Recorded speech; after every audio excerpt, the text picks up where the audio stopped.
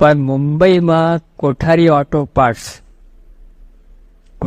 Parts આવે છે ને, કારના બધા સ્પેર પાર્ટ આવે છે ને, એના માલિક જયસુખભાઈ આપણા મંદિરમાં આવતા હતા. યોગી આપવાનું ખૂબ હેત.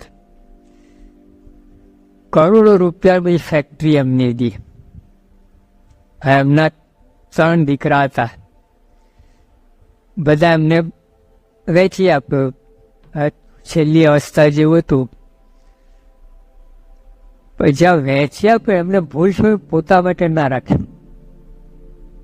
છે કે આપણું મકાન છે, આ છે, તે છે, બધું રહીશું ત્યાં કોણ. છોકરા બધા બોલો મોટો કહે કે હું ના રાખું, તમે 2 રાખો. ઓલા 2 કહે તું ના રાખો, હું ના. 3 વિચાર કરો. હમણાં 20 વર્ષ પહેલાની વાત છે આ. અને આટલા મોટા જેને બાપુજી પોતે બધું મહેનત કરીને પરસો પાડી ઊભું કરીને ફેક્ટરી કરીને કર્યું, પછી છોકરા આવવા નીકળ્યા. એક જણ બાપા રાખવા જ તૈયાર નહીં. કેવું કહે યુવિયા પર વાત કરતા કે છોકરાઓ હતા ને પછી બાપુએ બધાને વેચી આપ્યું બધું.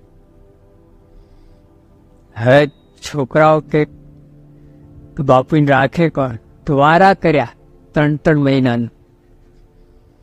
જ્યારે બાપુજીનો વારો આવે ને ત્યારે ઘરમાં કોદરી જણા થાય. 9 મહિના શિરોપુરી અને 3 મહિના એ લોકો કોદરી ખાય. પણ બાપાએ તો 12 મહિના કોદરી.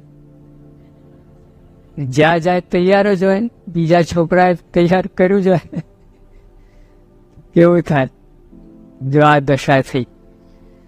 પછી સંત મંદિરમાં આવ્યા તો સંતો પૂછ્યું કેમ બાપુ કેમ છે?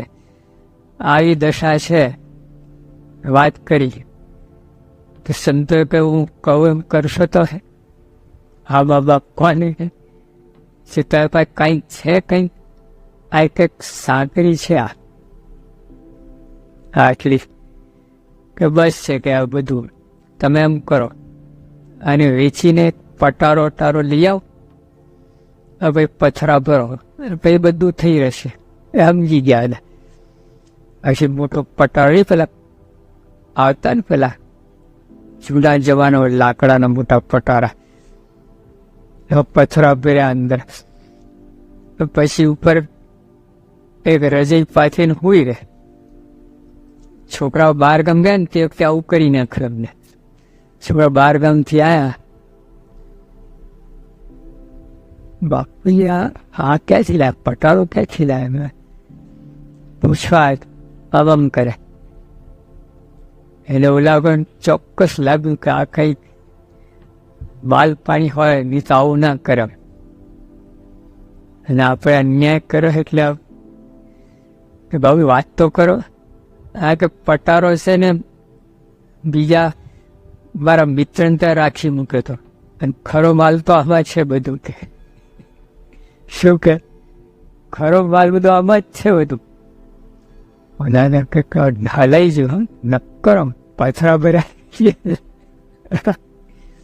પછી જયારે બાપાને વારો તો શીરો પૂરી થવા લાગ્યા. હા બાપા લાલ ટામેટા જેવા થઈ ગયા. સંતે કે હવે તબિયત કેમ છે? એ બાપા તમારી દયા છે કે તો મરી જાત લેવા દે હવે. હા બરાબર. ના હજુ ઉતાવળ ના કરતા કે જરા ઉતાવળ ન કરતા. તમારે છે ને સરપંચને બોલાવીને એની હાજરીમાં નક્કી કરો આ બધું.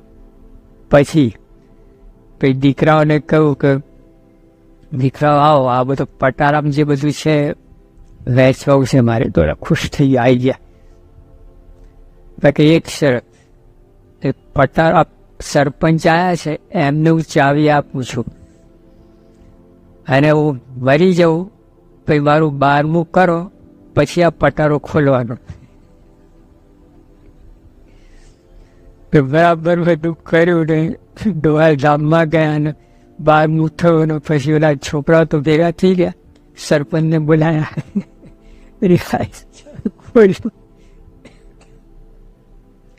સરપંચ કે હું જઉં છું, તમે લોકો વેચી લેજો કે. છોકરા કે હારા તો પથરા છે બધા. ફેમિલી એમ કે નીચે હશે, ઉપર પથરાય તો નીચે હોય માલ. તો ઉપર કાઢતા ગયા, હાથ છોલાયા, પગ છોલાયા, હાથ. એ છોકરા સમજી ગયા બાપાએ બરાબર નહીં આપણે ઉતાર્યું ફિલ્મ. પછી સાધુ મળ્યા એટલે નહીં તો મરી જાત લેવા દેવા વગર. તો આવું છે. પણ જો આવું છે, આવું કયા ના, પણ આવું બધું હોય છે જ. આમ કલકત્તાની વાત કરું તમને, જો ભાઈ આ તો આ રૂબરૂમાં અમે ત્યાં બહુ કરોડો અબજોપતિ શેઠ. હવે શેઠ તો ઉપડી ગયા, પછી એમને લખાણ કરી ગયા હતા શેઠ કે જ્યાં સુધી મારી પત્ની એટલે આ છોકરાની બા જીવે ત્યાં સુધી છોકરાને કોઈને મિલકતનો અધિકાર નહીં. એના બા ધામમાં જાય એટલે શેઠાણી ધામમાં જાય પછી બધા જે રીતે વહેંચણી કરી શકે. આ બે દીકરા હતા અને બધી તે ખાધે પીએ સુખ્યા હતા, કાંઈ કોઈ તકલીફ હતી જ નહીં, એવું કંઈ હતું નહીં. બધું ફેક્ટરી હતી, બધું ચાલતું હતું. પણ એક દીકરાની વહુ છે ને બહુ ઊંચી નીચી થયા કરે. એને થયા ડોશી મળતી નથી ને આપણે મિલકત હાથમાં આવતી નથી. આ શું મિલકત તમારું જ છે ને બધું, અને ખાધે પીએ મોટર ગાડી ફરતા હતા. શું વહુને જ્યારે એવી ચાટ લાગી ને એને થયું કે આ ડોશીને પતાવી દેવું છે. આ 2 વર્ષ વધારે મરવાની હતી ને તો 2 વર્ષે ખમી ના શક્યા અને પતાન વિચાર ઉપર આવી ગયા. પછી એકવાર આ ડોશીમાં આ શેઠાણી માદા પડ્યા.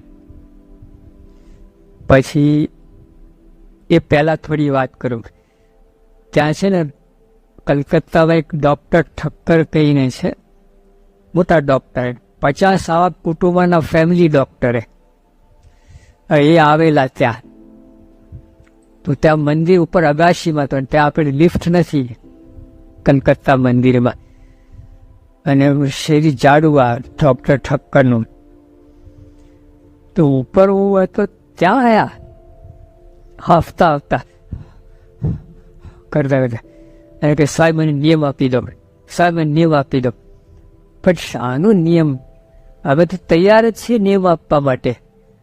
બધા શાંત થાવ, થોડા હવા શ્વાસ કરતા ઠેકાણે આવે પછી વાત કરો.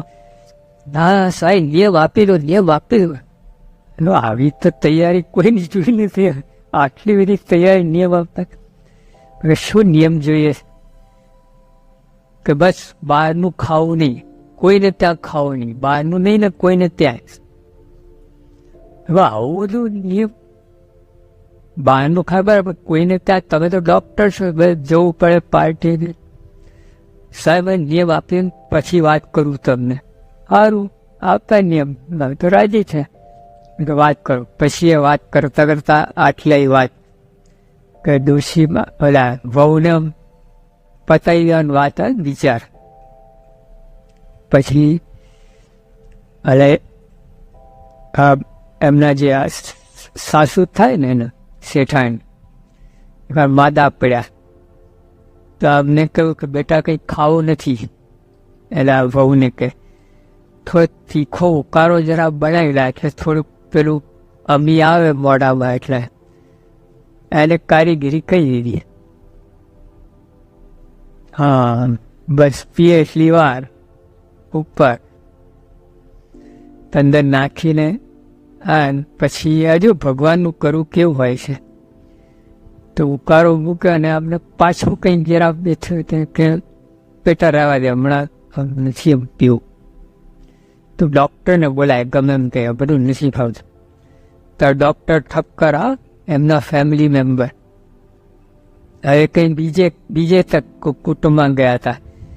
તો એમની નર્સ એકદમ તાત્કાલિક અર્જન્ટ તો એ આવી અને અમને જરા ઠીક કે બેટા ઓલો ઉકાળો ઠંડો ના તમે પી જાઓ ને.